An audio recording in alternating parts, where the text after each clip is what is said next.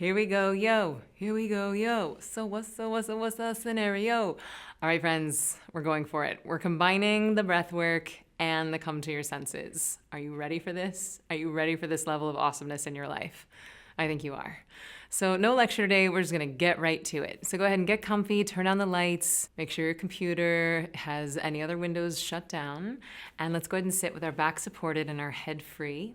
And we're gonna start with the balancing breath, which is again gonna help to integrate the right and left hemispheres of the brain. So take your right hand, your thumb and your ring finger, closing your right nostril with your thumb and exhaling through the left. Inhale through the left. And then switching sides, closing your left nostril with your ring finger and exhaling through the right.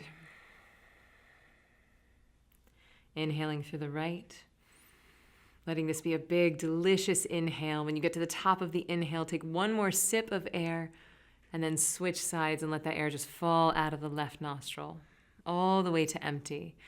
And when you get to the bottom of this exhale, just float there at the bottom for just a moment and then allow the air to simply fall back into the lungs, all the way to full. And when you get to the top, I want you to float there at the top, noticing that space between for just a moment. And then we switch sides and we just fall. We let the air fall out of the lungs, waking up this simultaneity of effort and surrender. And you can start to take this in your own time. We inhale through the right, and then the pattern is simply out through the left, in through the left. And then we switch out through the right, in through the right. And if one of your nostrils is stopped up, don't worry, you can simply do this on one side. You'll still get benefit. But the reason why we're closing the left and right nostrils is to help the left and right hemispheres of the brain start to talk to each other, so that you're going to have more of your creative problem-solving abilities available to you, even in the middle of a high-demand situation. So now we want to incorporate our imagination into this. So as you inhale, imagine that this breath and this energy is coming in through the base of the spine. And as you fill your lungs, you allow this energy to travel up the spine. And as you exhale, you send this breath and this energy right out through the middle of your forehead. So creating a beautiful cycle and flow of energy. As we inhale, literally imagine your breath entering through the base of your spine. And as your lungs fill, the breath travels up the central channel of your spine. And then you exhale, sending that breath and energy. Imagine it coming right through the middle of your forehead. So we're waking up this creative energy, this sexual energy that lives at the base of our spine. Sexual energy and creative energy are actually the same thing. So we can use this, we can harness it to attach it to all of the things that we want to make manifest in our life. We can use this creative energy to send it out into our work projects and our personal projects. So we'll do a few more cycles, letting these be the deepest and most delicious.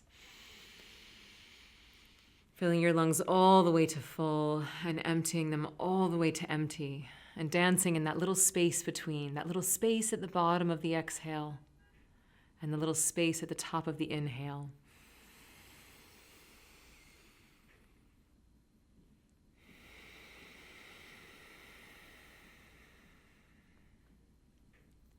Really good. And the next time you come to an exhale on the left-hand side, keep your eyes closed, but drop your hands into your lap. So, keeping the eyes closed, but gently letting your hands fall into your lap, and we'll move into come to your senses.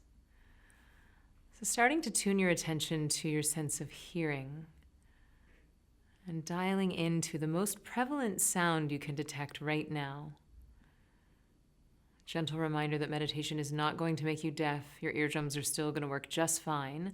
So instead of thinking of sounds as distractions, we're going to start practicing pulling the lens of our awareness back and including all of our sounds in our awareness. So what's the most prevalent sound you can detect right now? And then listening for the most subtle.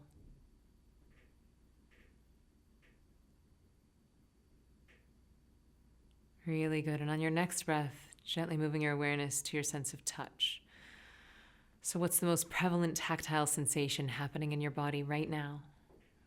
Is it your bum in the chair or a pain in your knee? Are you hot or cold? We're not judging it or trying to change it. We're simply waking up our sense of touch. both the pronounced and the subtle. Can you feel your clothes against your skin, or can you feel the breeze moving across the hairs on your arms?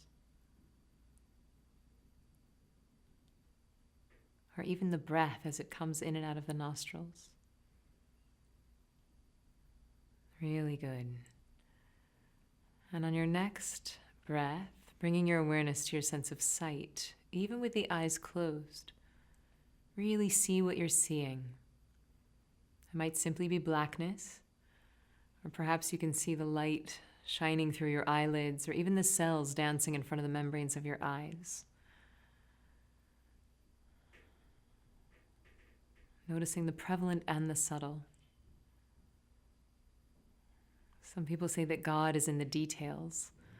So as we start to wake up our attention to the subtlety, we start to wake up our own internal divinity. Really good. And on your next breath, coming to your sense of taste. And even though you're not eating anything, there's always some taste happening in your mouth. Can you taste your breakfast or your lunch, your coffee or your toothpaste? Or perhaps it's simply the absence of taste.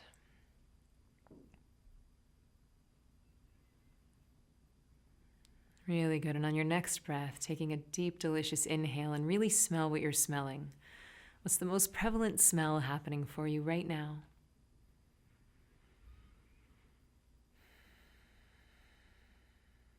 And then noticing the most subtle. How does this room smell different from a few days ago?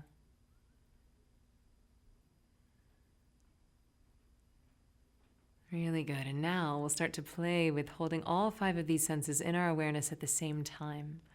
So on your next breath, simultaneously hearing what you're hearing, feeling what you're feeling, see what you're seeing, taste what you're tasting, and smell what you're smelling.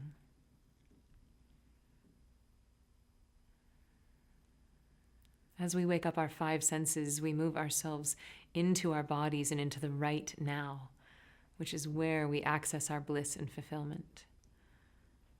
This is a beautiful way to jettison you into your right brain.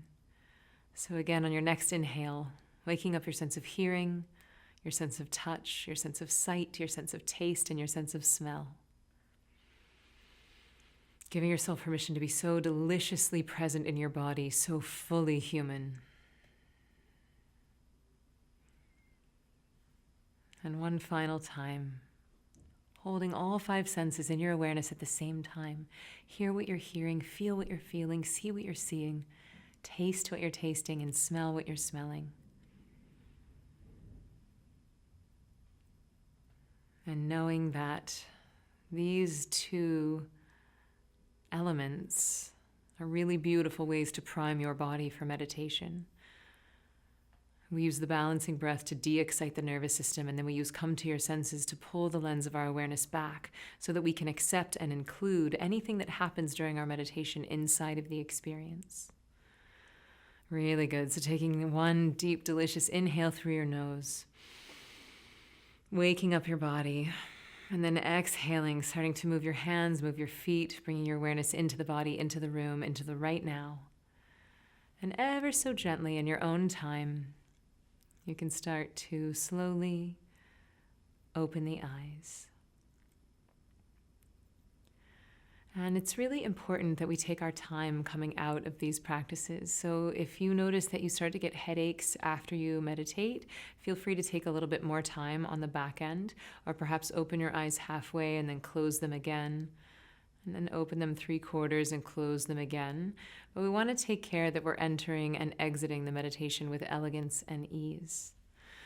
All right, friends, so that's the first 2 elements of the M-word technique. Tomorrow we're going to add in the 3rd element. And like I said, the whole really is greater than the sum of the parts. So happy meditating, and I will see you tomorrow. And I look forward to hearing your comments in our tribe. Bye.